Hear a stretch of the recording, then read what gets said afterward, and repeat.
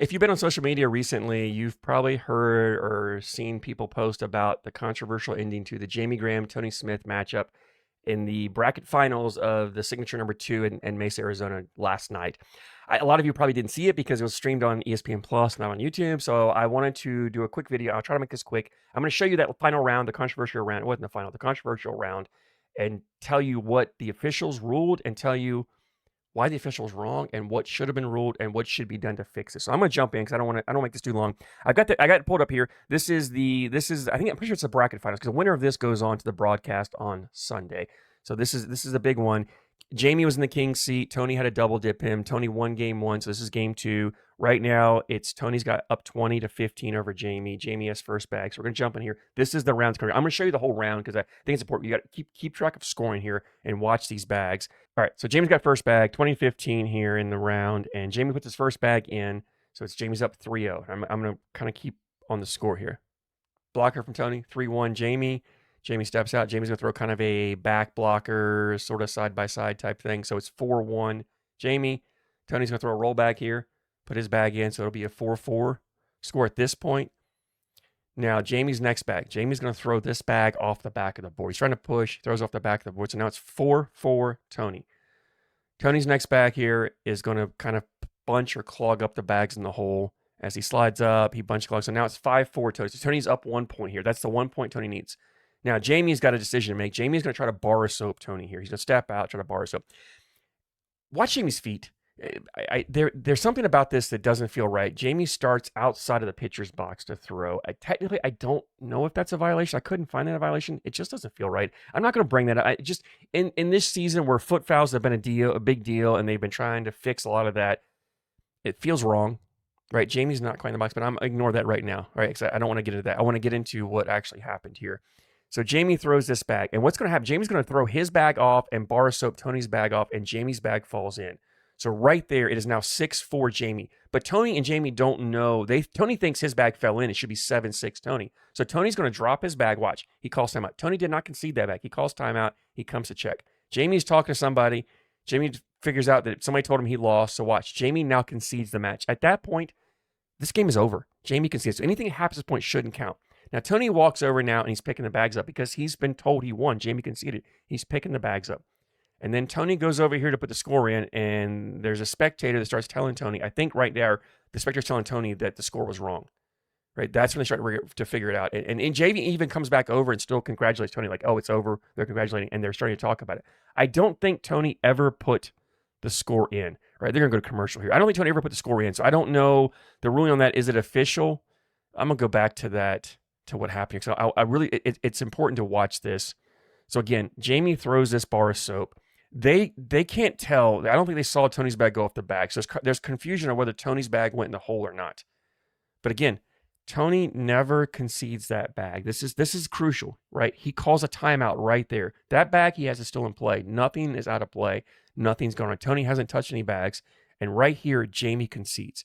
This is where, to me, things should end, right? At that point, when Jamie concedes that match, that game, anything that happens after that is irrelevant because at that point it's done. And so, before I comment on that, the official steps in. Someone calls an official over. I don't know where the official was. Why was the official not there? I don't know. I'm speculating here. There was a celebrity event going on right next down the broadcast court, right next to this one, that was happening at the same time. I'm guessing maybe the official was over there, which is disappointing that the ACL is putting preference to the celebrity tournament than they are the actual tournaments going on. Like that shouldn't be the celebrity tournament should be a secondary thing, not the main focus. But I don't know where the official was. I don't know why officials aren't at every broadcast court. They should be, especially signature events, but at every open. You should have officials on the broadcast court so this doesn't happen. The official comes over and makes a ruling without even, the official didn't see this. The official makes a ruling that Jamie gets 2 points. That when Tony touched the bag, the round was over. It was 6-4. Jamie gets 2 points. Now, technically, if Tony had just walked in and touched the bags, that's technically right. In fact, I'll read the rule to you. This is the rule on the ACL page, right here. Under touching of bags that are in play is prohibited. And it's under, I don't know, 7-1, or I don't know how the ACL designates these, but it says, in addition, if the team that touched the bags still has 1 bag left and their opponent has 0 bags remaining, that bag is dead and the round is ended and scored just like any round. So Tony had 1 bag left, Jamie had none. Tony touched the bag, so technically, if the concession didn't happen, Tony walked in and touched it, the round's over. It's 6-4, 2 points to Jamie.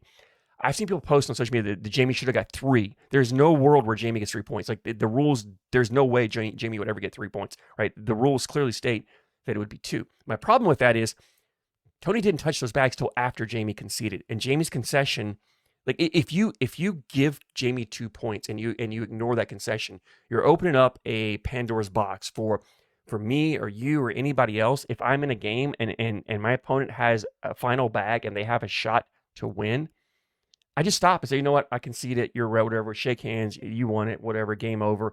Let them walk down and touch bags. And go, you know what? I changed my mind. I don't concede it, and now I get points, or you don't win, and we go on. Right? Like you're creating a precedence for something that you don't want. Right? You can't ignore the concession because Tony's actions are based off of what Jamie does. I am not blaming Jamie. I am not blaming Tony. It was confusion. I don't think either one of them really made a mistake. I don't think either one of them did it right. I think Tony was trying to do the right thing at timeout and walking down. Jamie should have walked in. They both should have walked down and looked and just confirmed it was right. They shouldn't have. The spectator should have stayed out of it, really. Whoever was talking to Jamie and telling him he lost should have stayed out of it. Right? They should have. But also, Jamie should have been smart enough to know, let me go double check for myself because it's a big game. And I got to thinking, like, precedence-wise, in the ACL, we've had issues where scoring has been a problem. And as far as I know, every time it's been an issue that like this, they don't go back and fix it. They just uphold it. A year ago, 2 years ago, I remember Samantha Finley was playing in an open. I can't remember. I think it was in the women's division. I can't remember who she was playing against for sure. There was a scoring discrepancy, and Sam ended up winning that match by like 1 point. It was like she ended up winning 21 to whatever, but she put in the score wrong, and she got 1 extra point in a round, and then she should have only had 20 points. And in that game, to distribute another round, the game should have continued. And the ACL ruled that was official. They weren't going to go back and fix that. That was official. They let that score stand because both players agreed to the score. It's a little different because I don't think that happened in the final round. I think that happened and they played more rounds, so it's technically a little different. But the precedence is there to let the incorrect score stand if the players agree on it. And in this case, they both agreed. Jamie agreed, Tony agreed. It was 7-6. Tony won. Jamie conceded. So based on precedence, Tony should get the win.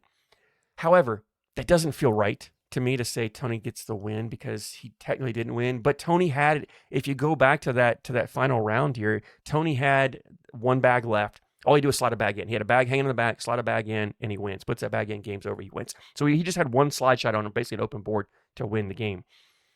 Instead, he got penalized 2 points, and you can't penalize Tony and ignore what Jamie did, and that's what the official did, and that's why I put 100% of the blame on the official, which in turn goes on the ACL. They were completely wrong. They made the wrong decision. The official should not come in and make a ruling on a situation that he or she did not see and does not know what's going on. You can't walk in after the fact and make a ruling, especially something like this where it's not in the rule books. This does not happen in the rule books.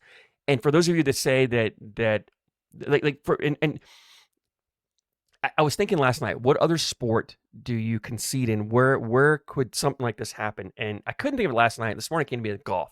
For those that play golf, match play, and those that don't play golf, match play is where you play head-to-head against another opponent over 18 holes or how many holes it is, and you win per hole. And in match play, you can concede putts. So if your opponent has a easy putt, you can just concede and say that's good and let them pick it up and count. Once you concede that putt is as good as in, and that's official. When you concede a putt, that is official. You can't go back and take that away. And in this situation, basically Tony had a wide open hole or a 2-foot putt to win the hole, and Jamie conceded. And so once he makes that concession, that's official. You can't take that back.